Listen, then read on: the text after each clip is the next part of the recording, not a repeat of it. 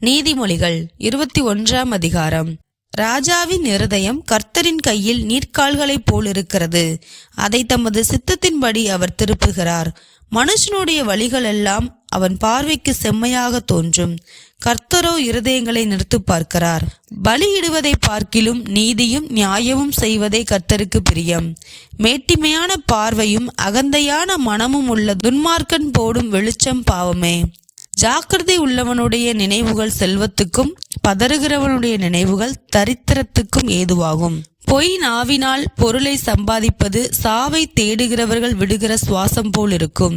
துன்மார்க்கர் நியாயம் செய்ய மனதில்லாதிருக்கிறபடியால் அவர்கள் பால்கடிக்கப்பட்டு போவார்கள். குற்றம் உள்ளவன் தன் வழிகளில் மாறுபாடு உள்ளவன், சுத்தம் உள்ளவனோ தன் கிரியையில் செம்மையானவன்.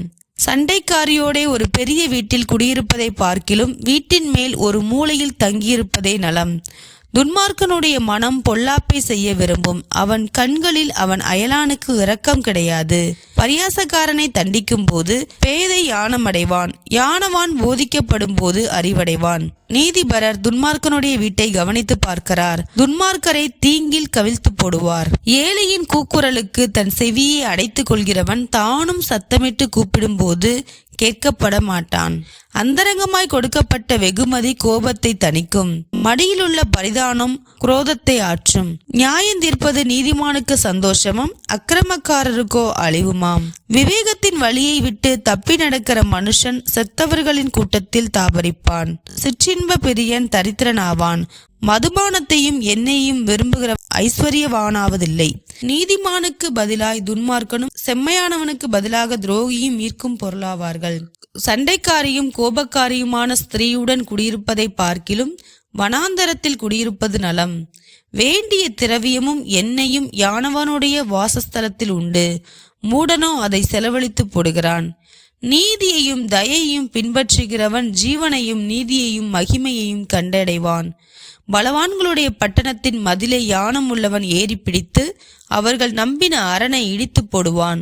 தன் வாயையும் தன் நாவையும் காக்கிறவன் தன் ஆத்துமாவை இடுக்கண்களுக்கு விலக்கி காக்கிறான். அகங்காரமும் இடும்பும் உள்ளவனுக்கு பரியாசக்காரன் என்று பெயர். அவன் அகந்தையான சினத்தோடு நடக்கிறான்.